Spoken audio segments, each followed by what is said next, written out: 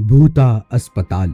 आज जो मैं आपको किस्सा बताने जा रहा हूँ वो हमारे कस्बे में भूता अस्पताल का है।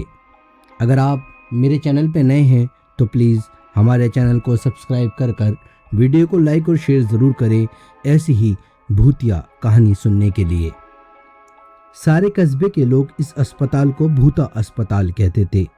इस अस्पताल का असली नाम विक्टोरिया अस्पताल था। इस अस्पताल को आज से करीबन 100 साल पहले अंग्रेज़ों ने बनवाया था। उस अस्पताल के सामने एक कब्रिस्तान भी है। मेरे दादाजी ने मुझे बताया था कि आज से 60 साल पहले इस अस्पताल में ऑपरेशन के दौरान एक लड़की की मौत हो गई थी। तब से उस लड़की की आत्मा उस अस्पताल में भटकती है। रात ढलते ही कोई भी इंसान उस रास्ते से नहीं गुजरता, क्योंकि उस लड़की की आत्मा राहगीरों को परेशान करती है। हालांकि मैं दादाजी की बताई पुरानी भूतिया कहानियों पे ज़्यादा विश्वास नहीं करता। एक रात में अपने दो दोस्तों को अंकित और राजू के साथ रात को बाइक पर घूम रहा था। तभी मेरा एक दोस्त ने मुझसे विक्टोरिया अस्पताल वाले रास्ते से चलने को कहा। हम में से कोई भी ज़्यादा भूत प्रेतों पर विश्वास नहीं करता था और हमने उस रास्ते से जाने का इरादा पक्का किया। उस समय रात के 10 बज चुके थे। हम तीनों ने ये बात अपने परिवार वालों को नहीं बताने का वादा किया और उस रास्ते पर निकल पड़े। जैसे ही हम उस रास्ते से निकले, रास्ते पर रेत होने की वजह से हमारी बाइक फिसल गई और हम तीनों धड़ाम से बाइक से गिर गए। गनीमत थी कि हम लोगों को कोई चोट नहीं आई थी।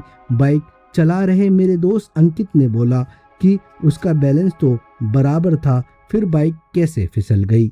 हालांकि वो थोड़ा डर गया था। तो मेरे दोस्त राजू ने बाइक चलाने को कहा। अब राजू बाइक चला रहा था। हम 1 किलोमीटर ही चले थे। अचानक हमारी गाड़ी का टायर पंचर हो गया और गाड़ी की स्पीड तेज होने की वजह से गाड़ी फिर एक बार फिसली, लेकिन इस बार पहले से ज़्यादा फिसलती हुई गाड़ी आगे जाके एक पेड़ में टकराई, जिसकी वजह से हमारी कोहनी और घुटनों में चोट काफ़ी आई। अंकित फिर से बोला कि इस जगह में ज़रूर कोई गड़बड़ है, हम लोगों वापस लौट चलते हैं। लेकिन मैंने और राजू ने उसकी बात नहीं मानी और बाइक उठाकर पैदल चलना शुरू कर दिया। हम थोड़ी ही दूर चले थे कि अचानक किसी लड़की की चीखने की आवाज़ सुनाई दी। ये सुनकर हम रुक गए और अंकित बोला, यार तुम लोगों को कोई चीख की आवाज़ सुनाई दी? हमने उसकी बातों को अनसुना कर कहा, कोई जानवर की आवाज़ होगी। 5 मिनट चलने के बाद फिर वही चीखने की आवाज़ हमें सुनाई दी। इस बार तो हम दोनों को भी थोड़ा डर लगने लगा।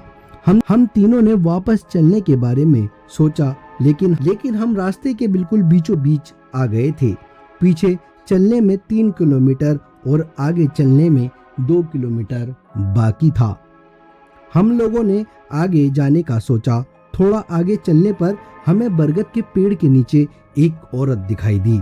इतनी रात को अकेली औरत को देखकर हमारे तो रोंगटे खड़े हो गए थे। हम लोगों ने पीछे मुड़ने को सोचा, तभी वो बुढ़िया औरत चिल्लाई, बेटा रुको, मुझे हाईवे तक का रास्ता बता दो। हमने पूछा कि इतनी रात को आप इस रास्ते पे कैसे निकल रही हो? तो उस बुढ़िया ने कहा, मैं पड़ोस के गांव में रहने वाली हूँ और मेरे पास पैसे नहीं हैं, इसलिए मैं पैदल ही निकल पड़ी। हाईवे के उस पार मेरा गांव है। हमने उस बुढ़िया की बात पर विश्वास कर लिया और आगे निकल पड़े। रास्ते में वो बुढ़िया हमसे सारी बातें पूछने लगी। बुढ़िया हम तीनों के पीछे चल रही थी। हम तीनों दोस्त अब अपनी बात कह रहे थे। तभी राजू बोला, लो माँ जी, आपका रास्ता आ गया। और वो जैसे ही पीछे मुड़ा तो वहाँ कोई नहीं था। हम तीनों की तो सिट्टी पिट्टी गुल हो गई। हम बाइक को धक्का मारते हुए जोर से भागने लगे। भागते भागते अंकित ठोकर खाकर गिर गया और हमें जोर की चीख सुनाई दी। हमने भी बाइक को वहीं पटक कर अंकित को साथ लेकर दौड़ने लगे और अस्पताल के पास कब्रिस्तान तक पहुंच गए। ये सब घटित होते 12 बज चुके थे। हम पसीने से तरबतर हो गए थे और कब्रिस्तान पार कर कर एक मंदिर में रुक गए, क्योंकि अगर बिना बाइक के घर जाते तो जूते पड़ते।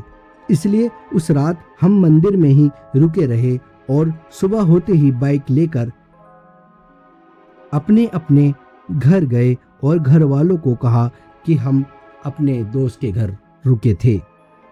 उस रात के बाद हम उस रास्ते से कभी नहीं गए। मुझे आज भी सपने में वो भूतिया बुढ़िया और चीखों की आवाज आती है। अगर आपको हमारी स्टोरी पसंद आए तो प्लीज हमारे चैनल को सब्सक्राइब, वीडियो को लाइक और शेयर जरूर करें, ताकि हम आपके लिए ऐसी ही वीडियो लेकर आते रहें।